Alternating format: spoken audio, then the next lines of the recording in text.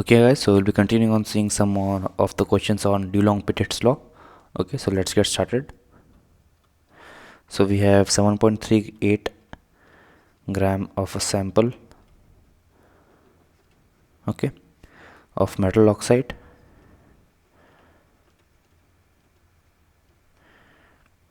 which is quantitatively reduced to 6.84 grams of pure metal. Okay, delta S of metal is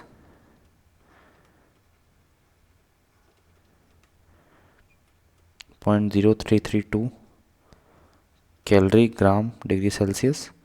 You have to calculate the valency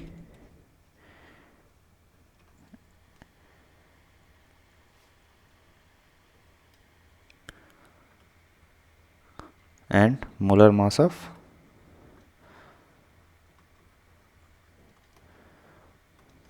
or simply valency and molar mass. Okay, so molar mass would be, as the formula states, it would be 6.4 divided by the delta S.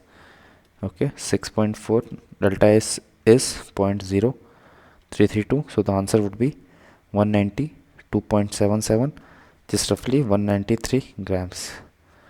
Okay, now let's discuss, or let's now have POAC for M. Okay, so what we have now is that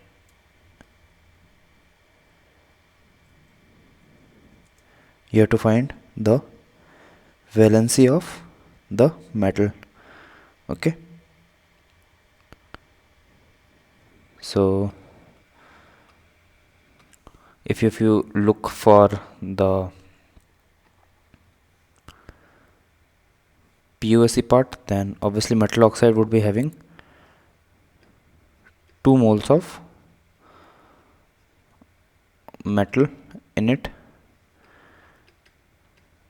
Okay, and after on it would be producing 2m x plus ions of metal. Okay, after the dissociation. Okay, so now it has been given in the question that we have 7.38 grams of metal oxide. Okay, that, so suppose I am assuming M2OX was the metal oxide and afterwards 2mx plus was dissociated. Okay, so 7.38 grams of metal would now be dissociated to get 6.84 grams of pure metal. Okay, so if we look at the molar mass of this compound, would be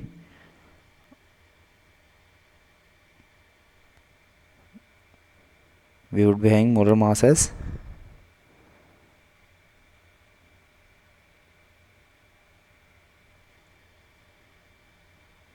7. The molar mass would be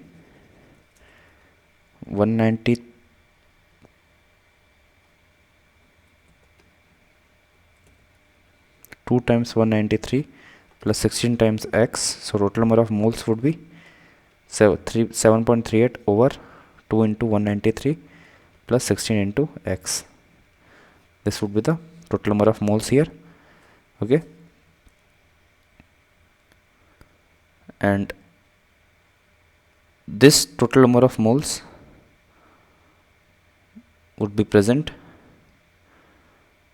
in total number of moles here, which would be, so twice of this number would be equal to total number of moles of pure metal, 6.83 divided by 193. Okay, so the number of moles produced for here would be twice the number of moles that would be consumed. So this right hand side would be twice the number of this. So from here x can be easily calculated. Okay, so do some math and derive at the answer wherein x is equals to 2. Okay, So next, let's move on to seeing another method which is Victor-Meyer method. So we have Victor-Meyers method. Okay, so it is used to find molar mass of volatile substance.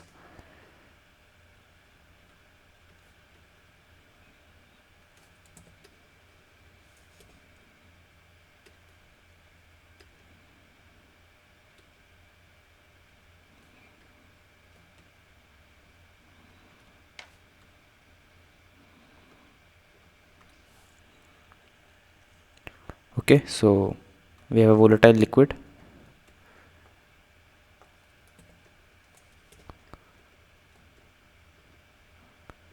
Okay, x liter, and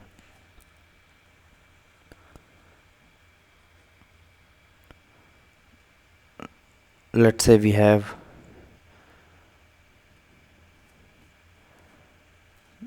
are having this volatile liquid in a box. This is the liquid. Okay, so this is the gaseous phase of this volatile liquid, x in grams, and the pressure is obviously P here. So after some time, the number of moles of gas and number of moles of liquid will be in equilibrium. Okay, so vapor of, let me write down some points here, that vapor of volatile substance produced by heating. So let's say, now I'll just define an analogy wherein we have a beaker. Okay, and this beaker is connected to, we are having a volatile liquid here and some oil here. This is oil and we are heating it. This is a volatile liquid. We are providing some heat. This is heat, and then we are connecting this to via a tube to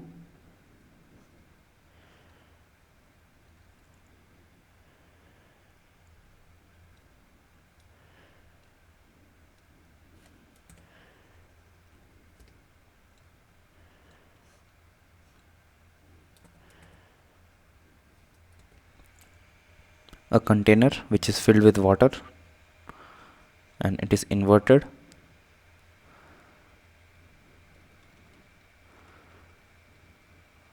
And here we would be having air present. Okay,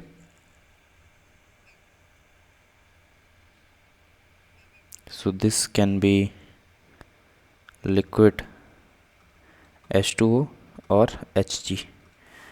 So in this case also particles of the volatile liquid would be present. So let me write down some points here, that vapors of volatile substance are produced by heating.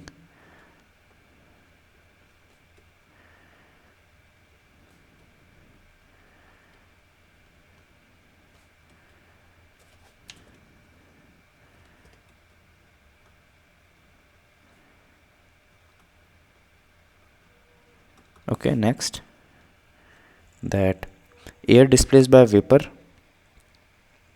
of volatile substance, that air is displaced by vapors of volatile substance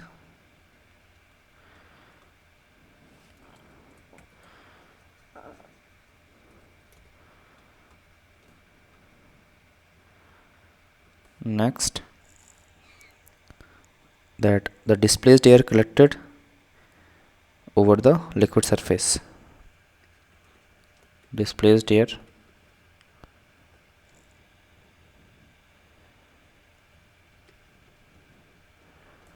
collected over surface of over directly liquid surface.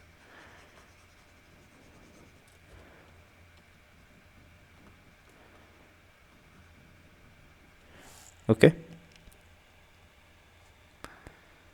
so I can directly give an analogy with a simpler example. That suppose you have water filled vessel, some half or some not fully filled, it's a partially filled vessel. So here you will contain air plus molecules of H2O(G). Okay, this is H2OL. Okay, so you will have water vapors as well with the air. Okay, so this is actually wet air, okay, which contains dry air plus H2O in gaseous form. Okay,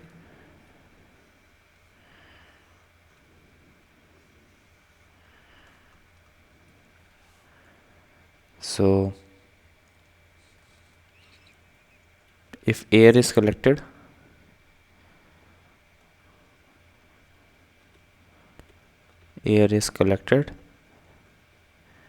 over HgL surface, then pressure of air would be equals to pressure of dry air. Okay, and if air is collected over H2OL, if air is collected over H2OL surface, then we have pressure of wet air as pressure of dry air plus pressure of H2O(G). Okay,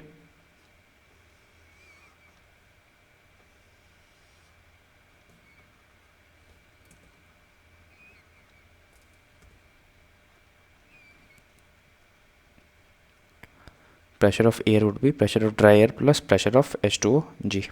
Okay, so with this we come to an end of this lecture. In the next lecture we'll be continuing Victor Meyers method, and we'll be seeing some of the questions on the same.